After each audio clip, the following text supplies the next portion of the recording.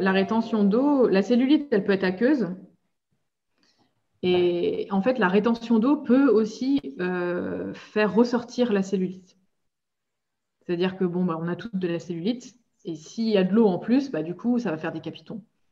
Voilà. Et souvent, quand on est moins gonflé, quand il y a moins de rétention d'eau, on voit moins la cellulite aussi.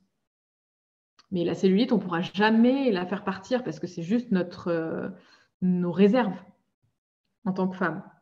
Donc, on peut améliorer l'aspect de la peau, avoir une peau plus tonique, avoir aussi des muscles en dessous qui permettent quelque part que ça ne se voit pas et d'éviter cette rétention d'eau qui fait que la cellulite, après, on la voit beaucoup plus, quoi. Donc, la rétention d'eau, comment la ressentir? En général, tu sens tes pieds gonflés, tes doigts gonflés, ton visage gonflé, les poches sous les yeux. Là, c'est qu'il y a une rétention d'eau, c'est qu'il y a un problème au niveau des reins. Souvent, quand il y a vraiment des poches sous les yeux qui sont visibles, c'est que là, au niveau rénal, ça ne va pas trop, quoi. C'est que les reins sont fatigués, c'est qu'ils n'éliminent pas super bien. Et du coup, les fluides, ils restent, quoi.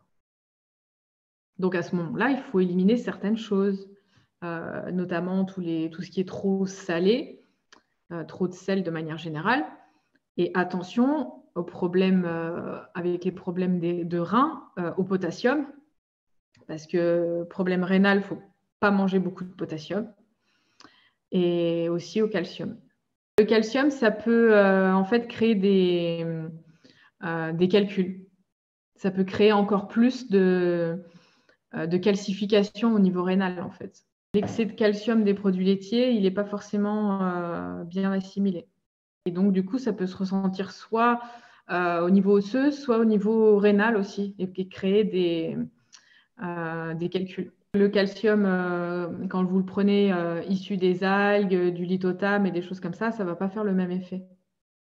Ça ne va pas se cristalliser, en fait, de la même manière que le calcium des produits laitiers. Alors, il y a des personnes qui le métabolisent bien, pour qui ça va bien, et d'autres personnes pour qui ça sera différent. Donc après, s'il y a un excès d'eau, ce qui est bien aussi de faire régulièrement, c'est des drainages lymphatiques, si vous pouvez, pour éliminer cet excès, en fait. C'est pas évident de se le faire soi-même si tu veux le faire sur tout le corps. Tu as des kinés qui le font, il faut trouver des bons kinés. Sinon, des fois, tu as des instituts aussi qui font des drainages lymphatiques.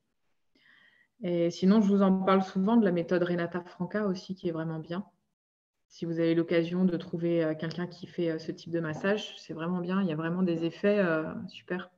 Il faut trouver une bonne masseuse, une bonne thérapeute qui a suivi la formation. Et franchement, ça, vous sentez que pouf, vous dégonflez en sortant de là. Ouais, elle fait un gros massage viscéral aussi. Et là, vous sentez tous les nœuds et les blocages dans le ventre au début. Ouais, ça fait super mal. Mais après, on se sent libéré, quoi.